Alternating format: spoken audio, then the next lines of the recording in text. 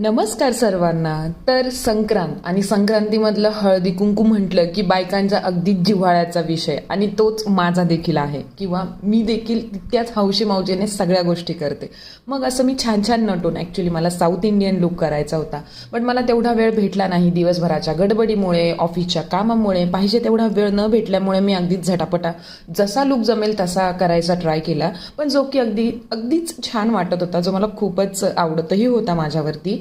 आणि मग काय संध्याकाळची गडबड सुरू झाली, अगदीच बायकाही यायला लागल्या. मग पटापटा सगळं आवरून हळदी कुंकवाची सुरुवात झाली. मला मध्ये मध्ये ऑफिसचे काही कॉल्स वगैरे होतील ते देखील अटेंड करावे लागत होते, त्यामुळे माझी अगदीच तारेवरची कसरत चालू होती. इकडे तिकडे तिकडे इकडे असं करत करत सगळंच सुरू होतं.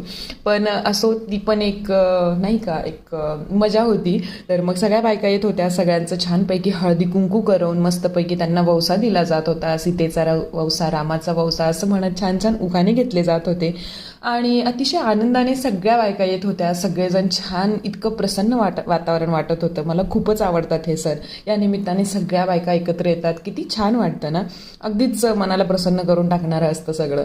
आणि मग नंतर माझी मैत्रीण देखील आलेली. मग छानपैकी आमच्याही गप्पा गोष्टी झाल्या. तिचीही मुलगी होती. आमचे छान छान फोटोज काढून झाले आणि इतकं सुंदर वाटत होतं त्या दिवशी. खरंच खूप खूप धावपळ झालेली, अर्थात मी दमलेलेही होते खूप, पण एक आनंद असतो या सगळ्या सणांचा, या सगळ्या गोष्टींचा, जो की मलाही होत होता. मग अर्थात सगळी गडबड उरकून सगळ्या गोष्टी, सगळं हळदी कुंकू अतिशय उत्तमरित्या पार पडून, सगळ्यांच्या मेहनतीचं फळ सार्थकी ठरून अतिशय उत्तम कार्यक्रम झाला. आणि मग मी माझे सुंदर सुंदर असे फोटोज काढले. Thanks for watching.